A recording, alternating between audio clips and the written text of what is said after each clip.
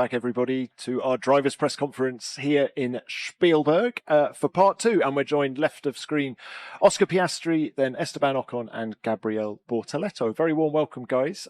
Oscar, why don't we start with you? And let's throw it back a couple of weeks. It was an eventful end to the Canadian Grand Prix for you and Lando. How was the post-race debrief? It was fine. Half of it was on the way to the steward's room, so that was fun. But no, all good. We spoke about it honestly before we even got back to the team. Lando put his hands up and apologized. So no, all good, and looking forward to going racing again. Look, just one final point on this. Any changes going forward to the papaya rules that we've spoken about in the past? Nope, same as always. Obviously what happened in Canada wasn't ideal, but we're still free to race, still fighting for a championship each. So no, keep going racing and make sure that obviously we don't come into contact again. Now, what learnings did you have in Canada? Because that was the first race this year that we haven't had a McLaren on the front row of the grid. Why was the car so difficult there? Do you think that will carry over into this weekend here in Austria? I hope not. We got taken by surprise a little bit that we weren't as strong as we hoped in Canada, but hopefully it's a one-off. I think by the time we got to qualifying, I think we're in a better place in the race. I think our pace was actually not bad, just we qualified a bit further back. So I think we'll be strong again. I think we kind of understand what went wrong in Canada. So we'll try and have a better weekend here, but I'm confident we'll be back on top four. Is there talk of new parts this weekend as well? And what are you expecting from them? We do have some new parts, yes. I think some bits at the front of the car, and hopefully it makes us quicker. That's normally the plan. And the weather is due to be very hot this weekend. Do you think that'll bring it more back into McLaren territory? Potentially, I'm not sure. I don't think it's made the biggest difference this year. We've seen it at some races where it's been cold, we've still been strong. At some races where it's been hot, others have still been strong. So I don't think it's so much to do with the temperature or the weather. It's just going to be, how the track suits everyone's cars, and hopefully it suits us well. Right. Thank you for that. Good luck this weekend. Esteban, let's come on to you now. Cracking race in Montreal, Haas's 200th Grand Prix to P9. Did that take you by surprise? By surprise, no, but we knew that our race pace was going to be better than our quali pace. It's usually the case, so we did a really good strategy. I was very happy with that. Managed to fight with Carlos the whole race as well, which was this a good surprise because we thought they were going to be quite a lot quicker than us. But it was very nice for our 200th Grand Prix that we managed to score some points. It took a while because there was a lot of decisions happening after the race in the FIA's room, but it was all good in the end, and we sealed the points, which was a good thing. Esteban, it seems this year that every time you have a sniff of an opportunity for points, you're nailing it. Is that how you see it? I think it can go wrong very easily, on that side. But so far, definitely when we had the performance, we were sealing, the opportunities. And in such a tight midfield, you need to be taking these points every time, even if it's one or two, because you never know when someone's going to have a great weekend. You suddenly recover all your loss in one go. So, for us, it can only seem like 2 points, but it's. I'm not going to say it's a victory, but it's almost like a podium for us. So, it was a pretty strong race, and we need to keep that going. See how the car feels this weekend. It's an interesting track always. The team has done well historically here. So we'll see if our VF25 will work well here. It's a good point. The team has had a good record here over the years, both cars in the points last year. Does that give you more confidence than, let's say, going to Canada last week? We will see. I think it's been great that the team had good races historically, but it's good preparation because you can rely quite a lot on some data and what the team has done last year in terms of work. But we need to see when we put the car down in FP1, see how we are compared to the others, and not arrive too confident, obviously. Final one from me. The FIA's steward guidelines for penalties and driving standards have been made public today for the first time. Do you see this as a good move just to increase people's understanding of the sport? I think so. I mean, I thought that was public already before, so that's public to you and the team, yeah. not the general public. So it is news to me, but yeah, I think that's a very good thing. That it's transparent for everyone. Okay, look, thanks for that. Good luck this weekend to you. And Gabriel, let's come to you now. New parts a couple of races ago seemed to lift the performance of the car. You've got more new parts this weekend. So just what is the mood in the camp at Sauber coming into the Austrian Grand Prix? Well, for sure it's good. Barcelona, we brought this new upgrade that worked very well.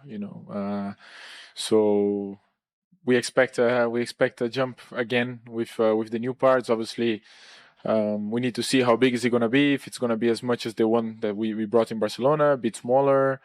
We are only going to know tomorrow on track. But I'm looking forward to it. The team has been doing a very good job developing the car still in a good way for this year and finding some lap time. And hopefully we're going in the right direction. At least that's what it looks like. We're getting closer and closer to be fighting for points. Let's say in a better constant way, because so far this year, obviously before Barcelona was...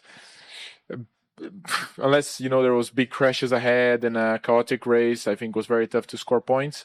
And from Barcelona on, I think we are at least in the fight now that we can fight for it. So let's see. Hopefully this weekend will give us even more chances for it.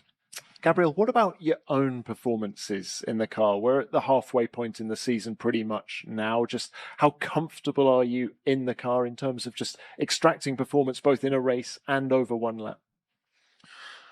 Well, I think I'm a bit more confident and comfortable with the car in a one lap. But since the beginning of the year, the pace has been there in a one lap. Since Australia, already felt quite comfortable. Obviously, I've been evolving since then and understanding a bit better how the car works and what does it need to go faster from my side as a driver and as a setup side as well that I need to push for. In the race, I feel like I have a very experienced teammate on my side, so sometimes I feel like he still has a wider vision of the race than I do in the moment. So what is happening around him, the strategy he's going for, or the way he's pushing or not at the beginning of the race to save the tires, stuff like this, but I think things that you get with experience and as a rookie you learn, and you can actually only learn doing these mistakes sometimes. And I feel like Nico has been doing a very good job in the races on this side, also positioning himself in good ways in lap one. We are always starting very close to each other, but somehow there's two positions makes a big difference in the impact of the big picture of the race. So yeah, but so far I'm quite happy. I mean, I feel like I'm extracting quite a lot of it in a one lap, as I said, and now we are making the jump in the right direction for the race pace. And how much of an advantage is it coming to a track that you know so well, like the one here in Spielberg, where you won the feature race in Formula 2 last year? Well, it's definitely positive, It's better than going to a track that you definitely don't know and you lose a bit of time understanding a bit what you can do or not in the track.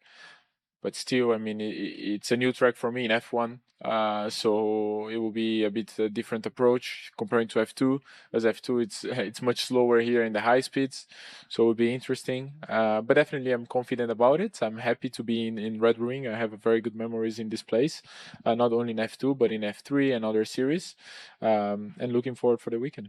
All right, thank you for that. Let's now open this to the floor. Broadcasters first. Where are we going? Yeah. Craig, you first. Yeah, Craig Slater from Sky Sports. A question for Oscar.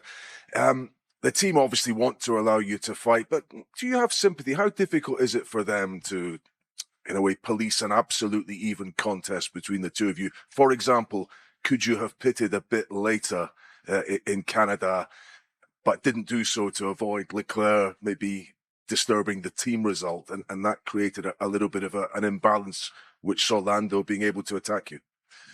Not really. I mean, we've been doing things in terms of strategy to just try and get the best result for each car. I was trying to beat the cars ahead of me, and we wanted to give me enough laps to try and pass them. It is a difficult position. I think the fact that we've got a healthy lead in the Constructors' Championship makes that a little bit easier to manage, but it's obviously a tough situation. So, I think we've done a very good job of managing things, of preempting things, and not being naive. That whilst it's a good position to be in with two strong drivers and a good lead in the Constructors' Championship, it obviously does have certain aspects that are difficult to manage. So, I think we've been doing a very strong job of that. Thank you. Yeah, Nelson. Nelson Volker for Viaplay for Esteban. Sorry to surprise you again. It's been an inconsistent year for most of the midfield, and Haas is no different. Is it different this season compared to the ones you've had before? And is it something that the team particularly struggles with to get consistent results from weekend to weekend? Yes, it's a very good question because this is what we are trying to improve. Our consistency in terms of performance.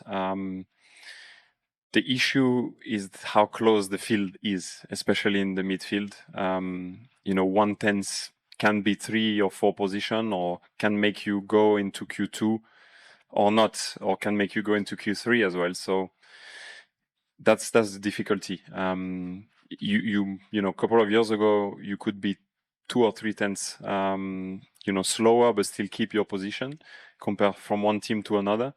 Now it really is about nailing the lap, about nailing the setup and get everything under control. And if your car is not suiting well the track, well, you clearly have no chance in qualifying. You still have a chance in the race because it's so close between everyone, but you don't in quali. And that's where, the difficulties are. Thanks for that.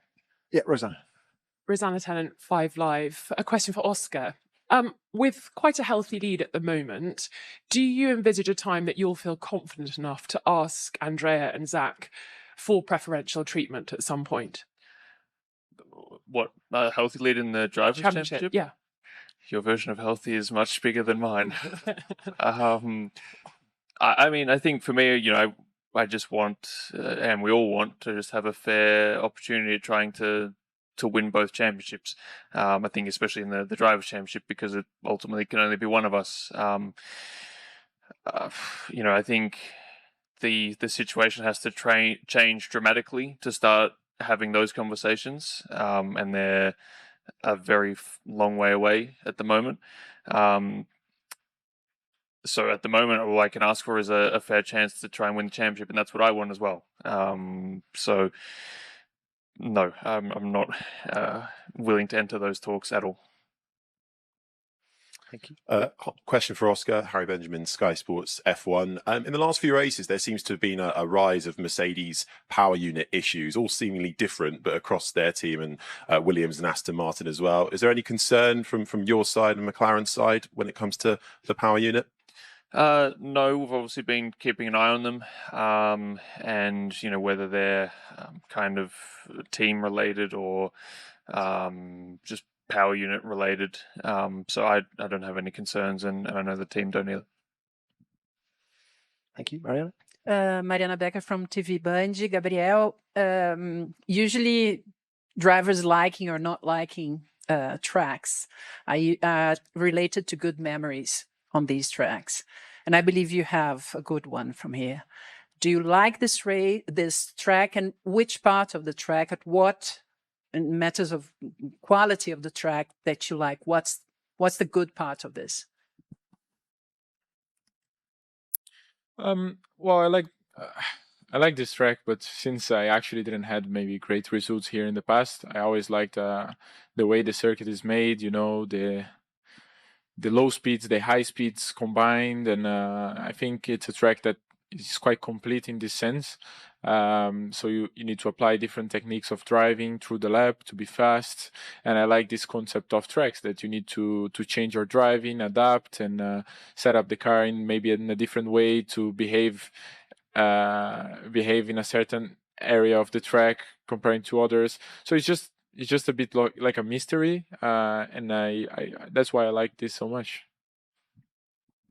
Okay, thank you. Yes. Tom Slafer from Spain. Question for Oscar. Oscar, allow me to go back to what happened in Canada. It felt like the situation didn't escalate much because of the sportsmanship you both guys showed, but I understand that at the beginning of the season you had the opportunity, Lando, yourself, Andrea, the team leaders, to write down the rules of engagement to have it clear when situation like Canada happened.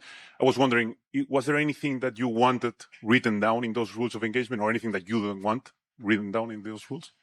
I mean, I think the biggest and most important thing was just that things remained fair from as many aspects as you can. Obviously, there's certain situations that are not always going to be completely fair, whether it's strategy because there's only one pit box or some other things. But I think that's the biggest thing for both of us. I think obviously the first rule, regardless of whether it's written down or not, is that the two cars from the same team don't crash. So I think that's obviously the big thing. But I think in Canada, I think what we've done well this year before Canada is acknowledging that it's a possibility. And I think we dealt with it very well in Canada and since Canada. So, yeah, I don't have anything else. I think what we're doing and the way we're going about things is the correct approach. It's obviously a difficult one to navigate, but that's a good problem to have in some ways. So I think what we've been doing is good, and just a fair opportunity is what we both ask for. Yeah, we have listened the second part. I said on the first part, I'm not going to comment anything about what the drivers said on a pre-race press conference on the second part. I will ask from you to don't forget to like the video, comment it, and subscribe to the channel.